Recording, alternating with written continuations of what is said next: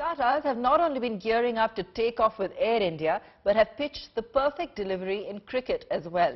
The Tata Group has replaced the Chinese mobile company Vivo as title sponsors of IPL.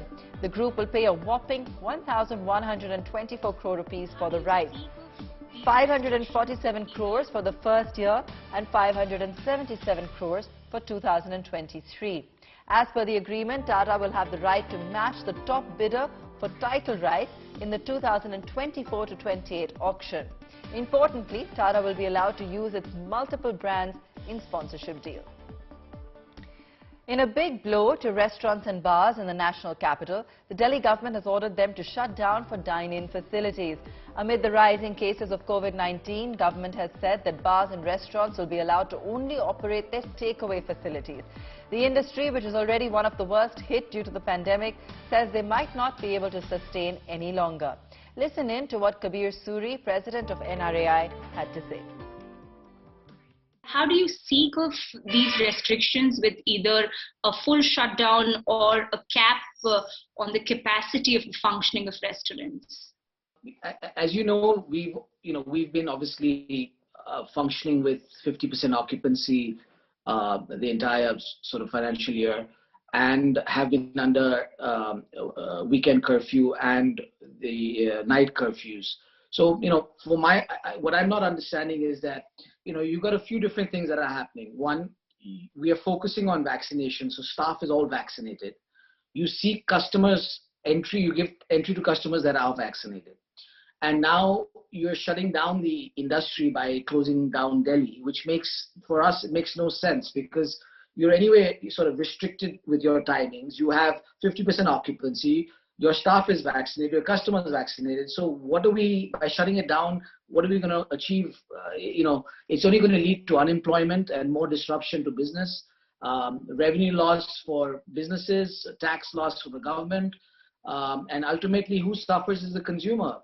They don't have the ability to eat out, and every business is not built for delivery. There are many businesses that can deliver, but every business has different sort of angles to it. Bars in general obviously do not deliver. There's many cuisines that it's very hard to deliver those cuisines, and the infrastructure is also not there for many. So it's a very difficult situation we find ourselves in. Microsoft boss Satya Nadella identified 4 important trends that are responsible for changing businesses and organizations in today's new normal. Watch him speaking at the company's Future Ready conference. Fundamentally, we're moving from a mobile and cloud era to an era of ubiquitous computing and ambient intelligence.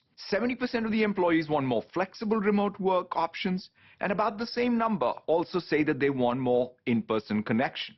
58% of the people who expect to spend most and the least time in the office tell us they plan to do so for the very same reason: more focused work. Productivity and flexibility, though, are not mutually exclusive.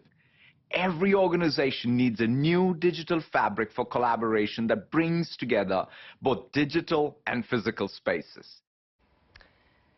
A bike brand which had ridden into the sunset over 2.5 decades ago is set for rebirth. Come 13th of January, Yezdi will hit the roads again, this time as part of the triumvirate comprising Java and BSA. The bad boy of the 70s and the 80s, the wheels that every youngster dreamt of spinning. And now it's the return of the Yezdi.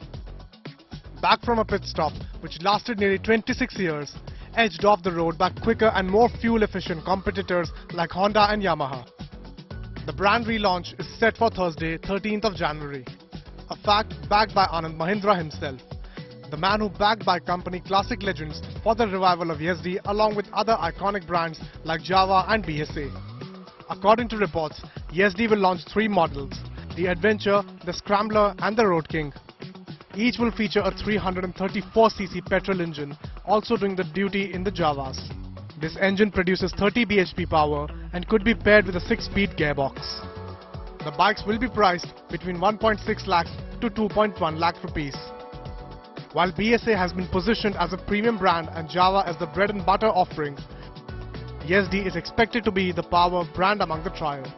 with an eye on markets currently dominated by Royal Enfield, Benelli and Honda. Chetan Bhutani, Business Today Television.